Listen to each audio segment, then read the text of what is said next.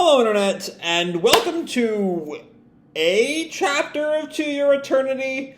So I only recently found this out, but apparently, last week a chapter did come out, but due to some kind of fuckery going on with the already convoluted and somewhat nonsensical naming system, or numbering system for To Your Eternity chapters, apparently there was some renumbering done, because looking at this chapter's cover, this is also 155 part 1, even though that was also the chapter before this. Anyway, this got missed by Comixology and the pirating site I've been using since Crunchyroll stopped giving me chapters on my laptop. But yeah, we're To Your Eternity. 155 part 1 again. So we last left off basically what I said in yesterday's chapter, with Izumi's knocker seemingly moving into paradise, Mizuha questionably alive. Whether or not Fushi is telling the truth about Mizuha being alive, I'm still kind of uncertain about. But there's some kind of schism going on in the Guardians, with Mizuha's grandfather wanting to protect Mizuha, and Mizuha's father not wanting to do that. I think letting her just become a host for the Guardian Knocker. But the chapter ends with the Occult Club making their escape, with Mizuha slung over Yuki, which is where we open this chapter. With the gang, I love this opening panel, the part cover, part opening page, of the gang just dwarfed by this huge size of these catacombs. It's some good little work there. But anyway, so I think I'm reading these pages right. I think each of these pictures are like 2 pages at once, and I think we just read them like they're a normal manga 2-page spread. So we turn pages left to right, but the pages are right to left. And we have, Dad and Grandpa are still like a grappling match as the Grandpa tries to hold back Dad's gun, as Misa's father calls, "Don't let them escape! Stop them, Chami!" And we were introduced to Chami's name the chapter before this one. Last chapter is, of course, kind of relative. But we see him in full. He's a sort of huge man, jumps in front of the kids. And Hana calls, "Move it, mister!" But Senba, I think is his name, the shorter one of the duo in the Occult Club. No, not Senba. Tamaki. I think this is Tamaki. Tamaki tells the group, "Leave this to me, the brawn of the operation." But Chami is caught up in the Fushi roots. So Fushi has done a good deal of job, even though he supposedly cut himself off from the roots. He's either recreated them, or I think he might have reconnected back when all the weirdness that happened a few chapters ago happened, which might tie into the moment we saw in the last chapter.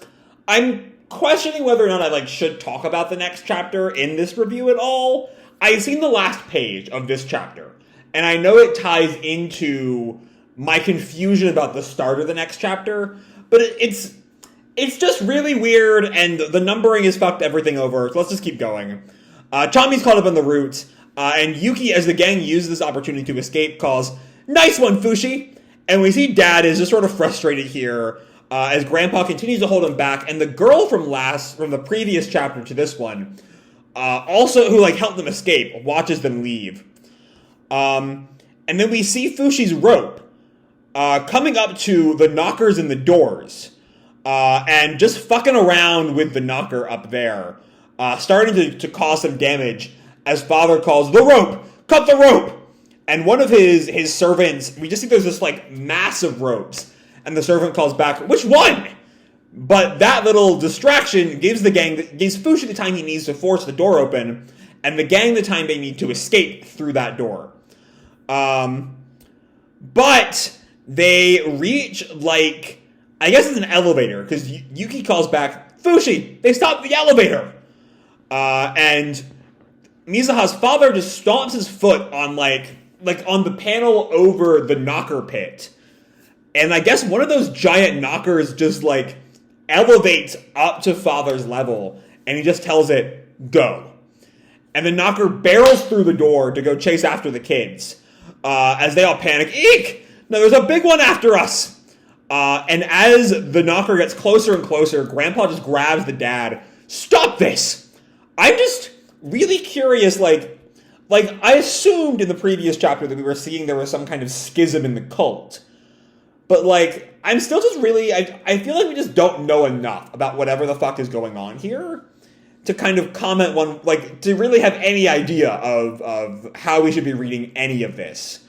Because, like, what is Grandpa's goal here? Is it the protection of Mizuha over the Guardian Knocker? Like, that's my assumption as to what exactly this conflict is within the Knocker cult. I'm just not sure. Either way, and I don't think, a part of me thinks we're not supposed to know either. Because, the kids certainly don't know what the fuck is going on. Fushi doesn't know what's going on. It's a lot of we don't know, but that we don't know also kind of hampers the story's ability to, like, convey what's going on.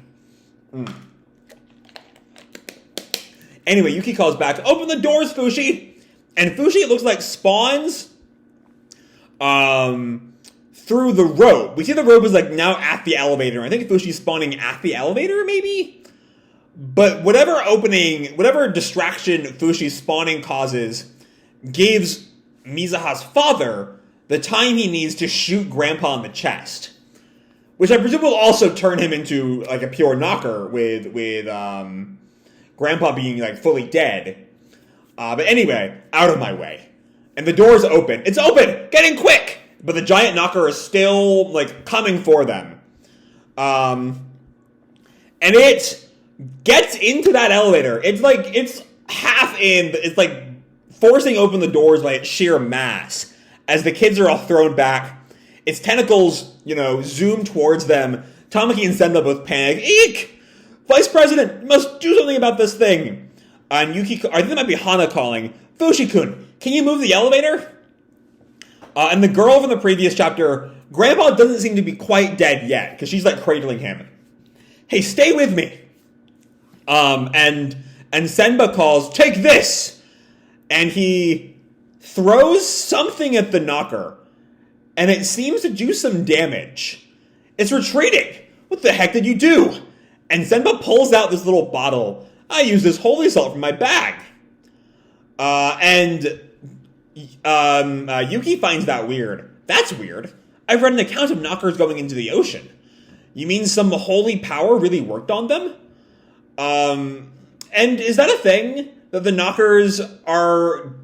Because Senba's line is, I'm sure the seawater's salinity didn't provide enough osmotic pressure to deliver a fatal blow. Was that a thing that, like that even... Because even so, let me collect myself.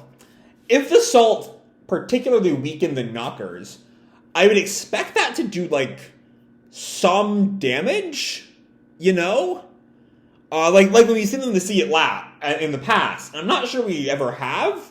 Maybe in Jananda, possibly, with it being an island and all. But I guess salt works. I'm not quite sure how Senba worked that out. It might just be, the holy part, what he thought of.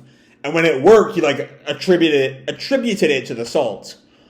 But either way, so I think this is part of Fushi's route that have wrapped around the elevator and is pulling it up. I think it's pushing it up for them, actually. Whoa! Thanks, Fushi! And then the gang makes it out of the elevator. They're in a higher level now where the roots are still there. All right. But Hana tells Yuki, I don't remember how to get out. But Yuki tells her, it's okay. Fushi will show us. And we see he's spawning flowers from the roots. And then I actually really love this transition. Because we transition from that back to the knocker flowers at the school. And we're back in the school plot before where we left off, or we started yesterday. You know what I mean. As the girls are still running, Tonari already has a little prong thing she uses in the next chapter. Funa still has, like, Naginata. Whoa, they spread really far! And Aiko looks up, wow, it looks like the flowers are squirming. And Tonari just comments, gross! Oh no, that actually might be Saki, actually. Because, A, there are only 5 people here when there should be 6 members of the team, and all of their skins look light. white in the way they're drawn, but like, not white as in racial, of course. And Tonari would have darker skin. And also, while that's the same pole Tonari uses in the next chapter, the growth line isn't very in line with Tonari. And also, doesn't quite mesh with Tonari's next line. Don't look at them. Just keep your eyes forward and run. Fushi, are you off somewhere doing something? And as she thinks, well, whatever. No matter what's happening elsewhere, there's only one thing for us to do. We'll defeat that thing ourselves. And the puppet's still chasing after them as they arrive in the science lab, as Saki sort of protests. What are we doing in the science lab? And Nagisa tells them there are only a few alcohol lamps left. And then I think that's Funa and Kasabe in the background. One of them, I think maybe Kasabe, gives the order, lock the door. And Aiko asks Tonari, what are you looking for? Anything we can use. And I think that's Saki who announced, and that might be, no, I think it is Saki. I found salt. And Nagisa reacts, what are we going to use salt for? I thought it might melt like a slug if we sprinkled some on it. Which, given what we already saw from Senba earlier in the chapter, that might work. But Nagisa counters, the sprinklers would wash it right off, stupid. Then we just don't use fire. Oh, this is going to tie into what happened next chapter, the bit I was so confused about with the Greek fire. Okay, the pieces are like locking into place here. As Tonari thinks, water, fire, and then she hears this noise, and I think she finds something. Found it. That just leaves. And Aiko asks, "What do we want to do with quicklime?" And Tonari tells her, "I want to mix it with breadcrumbs," which does feel like maybe it was actually Greek fire yesterday, but so confused me. But Aiko looks up on a high shelf. They're up here. Thanks. And as she mixes, she's still a little nervous. Will this little really be enough? And Aiko tells her, I do wish we had a little something else. Tonari says, we need time. And Funa's panicking now. Hey, what should we do? Build a barricade and get that thing's attention. And Funa just panics. Get its attention? But they go through with it as the Funa gang all starts building their barricade. Let's just move this stuff. This is heavy. And they have barricaded the door. All right, it's here. Hold it back. And then Kasabe realizes all of a sudden their mistake, which I think leads into the opening of the next chapter. What an idiot! This is a sliding door! And yeah, it doesn't actually end up sliding anyway. It busts through the glass at the top of the door as glass shards rain down on the quartet as Funa just panics, eek! And yeah, there's the puppet on top of the barricade, leading us right into the next chapter. You can go watch that video for that. Okay, so the overarching problems of what the heck is going on with this series numbering aside, those last few pages do a lot to answer all my concerns from yesterday. Okay, we see her mixing something that can burn in water. I'm not sure what is it, she calls it quicklime. I'm curious if that's an actual thing or one of those things that's sort of... It is a thing. A quick Wikipedia article. I'm not sure what it actually does. Uses as a weapon. It's thought to have been a component of Greek fire. We don't know what Greek fire is, going back to my Greek fire comments from yesterday. But it's thought that quicklime is a part of it. We don't know, but maybe it would work. Okay, all of this is starting to click in place. All my confusion from yesterday makes a good deal more sense now. So yeah, it's weird to focus on the part that's answering questions from a future chapter, if that makes any sense. But that's what I spent the last 4 pages or so doing, finally working out what the hell was going on yesterday. But then we also have more time, the bulk of the chapter is in Knocker HQ. And there's still a lot of questions. I'm still not sure what exactly is going on with the cult. What exactly their role in all this is still just... not really set up at all. We're just sort of experiencing it in a kind of weird way.